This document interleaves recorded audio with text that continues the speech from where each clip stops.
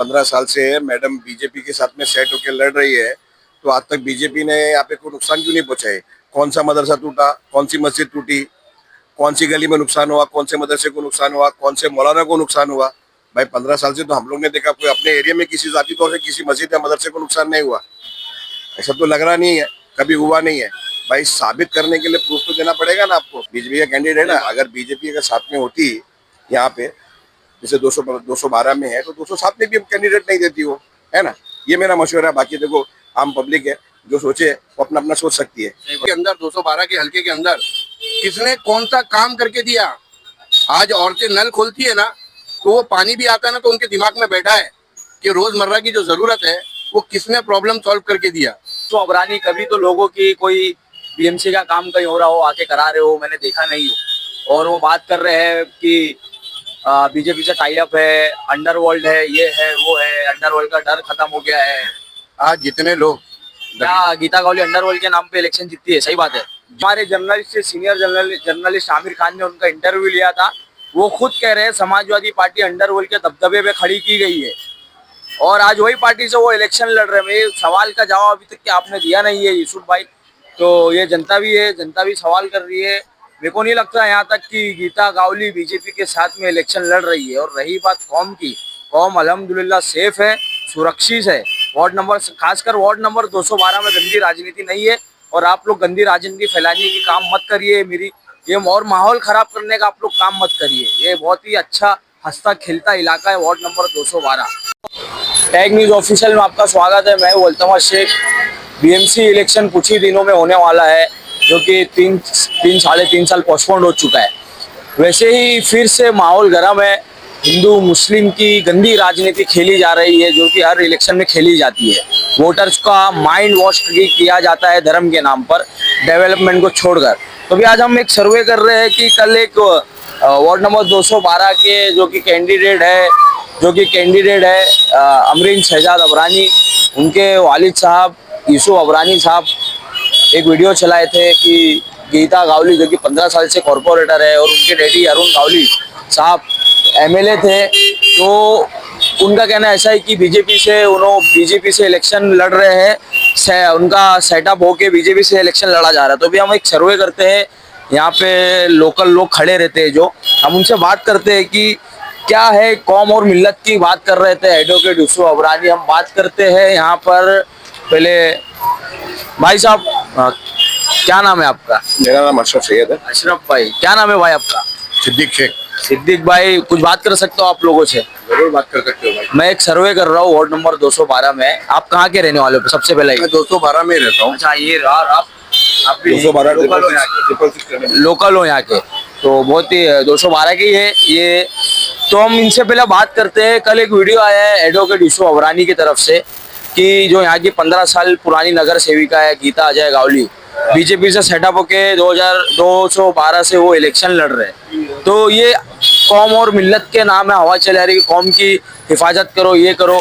तो आप बता सकते हो, आप 12 में जो मैडम बीजेपी से सेट होके ये इलेक्शन लड़ रहे हैं, मेरा बोलने का मतलब ये है 15 साल से अगर ये चीज़ सही है कि भाई 15 साल से मैडम बीजेपी के साथ में सेट होके लड़ रही है, तो आज तक बीजेपी ने यहाँ पे कोई नुकसान क्यों नहीं पहुंचाए?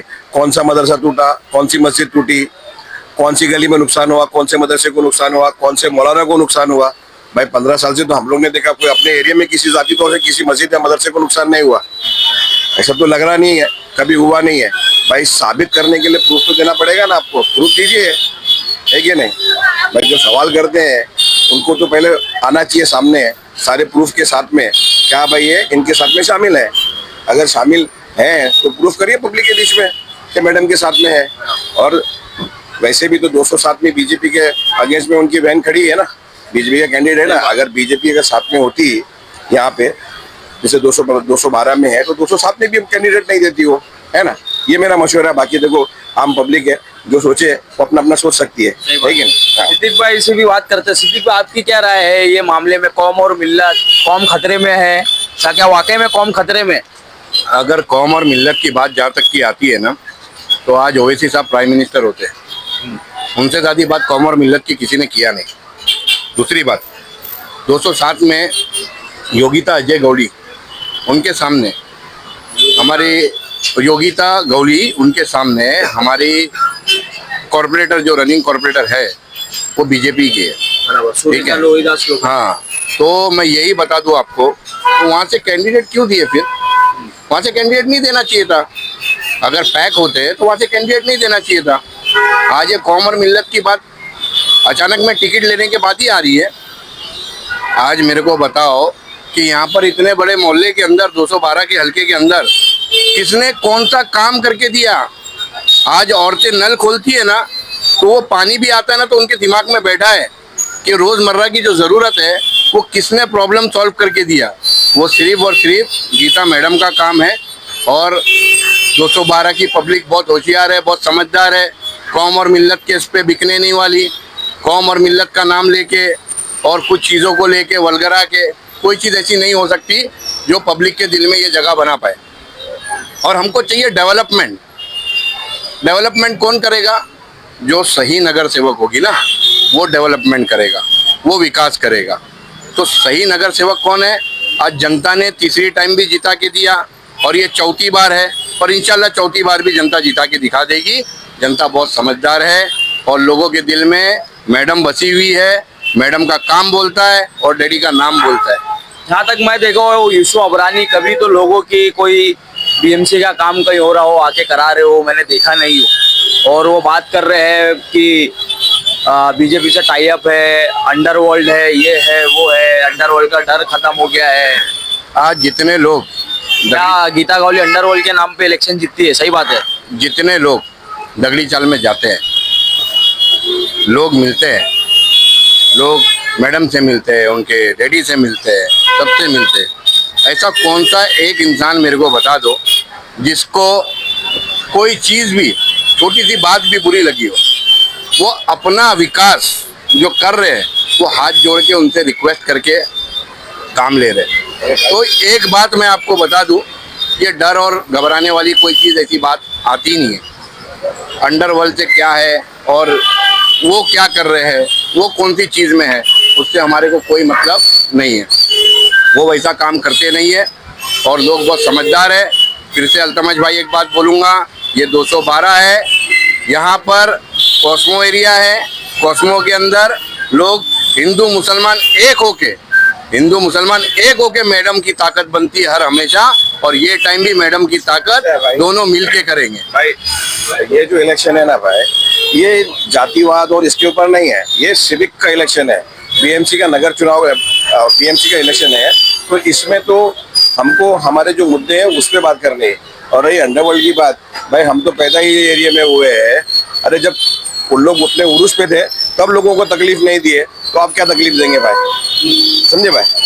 तो बहरहाल तो बाकी लोगों को समझना चाहिए कि सही क्या है गलत क्या है, वो खुद अपना फैसला लेंगे इंशाल्लाह आने वाले वक्त। क्या एक बात मैं आपको बता दूं, यूसुफ अबरानी खुद अपने एक हमारे जर्नलिस्ट से सीनियर जर्नलिस्ट आमिर खान ने उनका इंटरव्यू लिया था।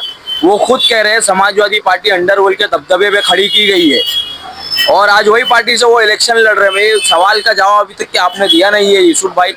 तो ये जनता भी सवाल कर रही है। मेरे को नहीं लगता यहाँ तक कि गीता गावली बीजेपी के साथ में इलेक्शन लड़ रही है। और रही बात कौम की, कौम अल्हम्दुलिल्लाह सेफ है, सुरक्षित है।